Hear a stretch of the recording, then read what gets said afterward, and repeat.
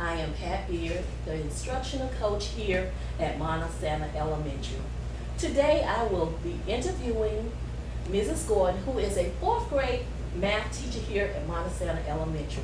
Today I will be asking Mrs. Gordon some questions regarding the standards-based classroom using the instructional framework. Mrs. Gordon, I would like to start out asking you the routine of your lesson. How do you go about the routines of your lesson using the instructional framework for today? Okay. As we've been trained in using the instructional framework for America's Choice, we start out with the opening, which lasts about 7 to 10 minutes. And the opening is where we initially have engaged the students by introducing the standard for that day or either for that skill. Talking standards is when you introduce the students to the standard by explaining maybe vocabulary that is in the standard, and also I even may start by reading a book to engage the students in dealing with a different skill or introducing. Well, I will start out asking you some questions about the routines of your day. Mrs. Gordon, how do you use the opening when you start with your routine for today? The beginning of our lesson starts with the opening, and the opening is where we initially engage our students by talking about the standard for that day, whatever the skill is, where we talk about the standard, introduce the standard, and elaborate on what the standard means in the student's term. Also, sometimes I use a book or activity or a game to engage the students by getting their attention and talking about the standards. Okay, also, where I see tall standard here, sometimes, how do you utilize your students? Do you have them to come up and also repeat the standards that you have told the kids for that day? Well, usually on the first day or the beginning. Okay, also I noticed that when I was in your classroom doing my observation, I noticed that you explained the standards to the kids, and that was great. That was wonderful. I really enjoyed that. Also, you called one student from a group, and that student came up and read the standards to the students. And the students, they were engaged as he talked back and forward to the students. And that was good. I really enjoyed that when students were engaged in that area. Also, you use the arrow. Also, when you talk about your lesson, you also have your arrow on the opening when you're discussing that. And the opening usually lasts 7 to 10 minutes. 7 to 10 minutes to get the students across.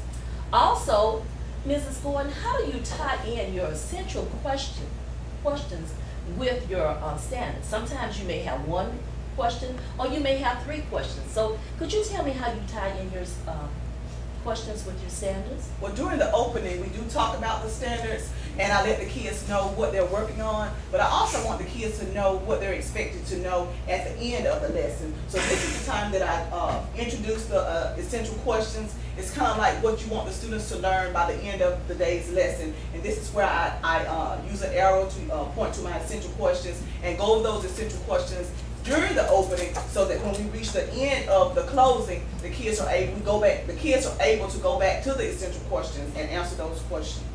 Very good, very good. During my observation, I thought that was a very good lesson. All right, also we will come down to the mini lesson. And the mini lessons last 15 to 20 minutes, and sometimes it will last more than that, and you focus on the instruction. Also, you provide performance goals. Could you also tell me in your own words how you teach your mini lesson? The day that you came in, I think I recall, is the day that I was doing equivalent fractions. And during the mini lesson is where the teacher does a directed, guided instruction lesson, showing the kids what you want them to be able to do by the end of the lesson.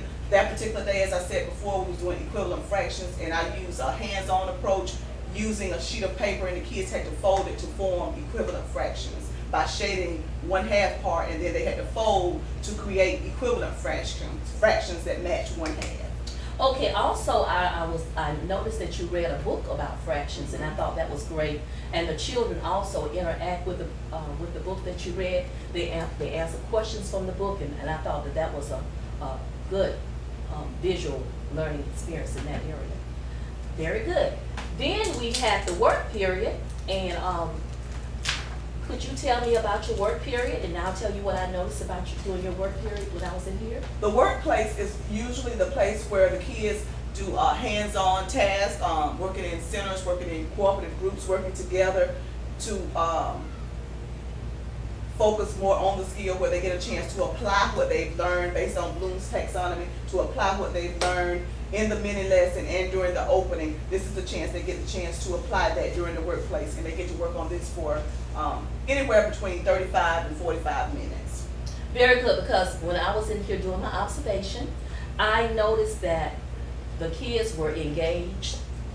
You walked around, you monitored the students. The students, they were on task, and they were working in groups. Some were working with pairs, and they were just engaging in their work. They were really engaging and doing well in that area, and I like that. That was real good. Okay. Also, the closing.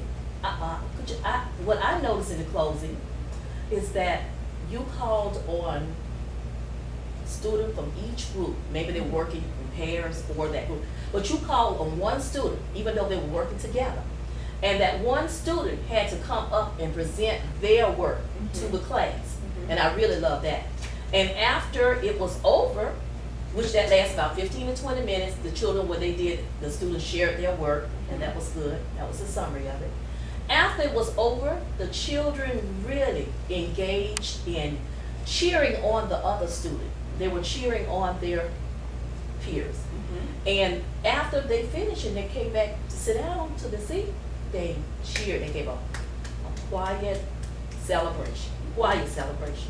And I thought that was good, because in using America's Choice, children are engaged. During the closing, Mrs. Gordon, after the students shared their work for today, you asked a student from another group to come up and about the standards, and you asked the student, how does the standards tie in with the essential question for today? And I thought that was good also. And the students also engaged in answering that. And I thought that was great, because you had a student in the beginning, and then you also review the standards again, and had the students come back up and talk about that. And I thought that was good. During the closing, as you said before, just to elaborate some on what you said during the closing, during our closing, it's a time where I do appoint students to come up to reread the standard, to maybe ask questions to the other students to find out how much they gain or how much knowledge they gained through the skill or the lesson for that day. They also, after they ask questions, we respond to the questions. Sometimes the students bring up items that they had to create for that lesson. If just say if it was a hands-on activity and they had to create something, from a rubric, they'll come up and share that. And I also ask the kids to explain their project or their task, whatever they had. During that time, we also discuss the essential questions, where we talk about the essential questions and what they mean and how do they apply to everyday life, and when we would use those in our everyday life situations. So the kids have to respond to those as well. Okay. Also, I thought your classroom were visual with also color. It was visual with colorful word wall. You had students work with commentary. So everything was really, really pertaining to what you were teaching today. Thank you. Whatever, that was good.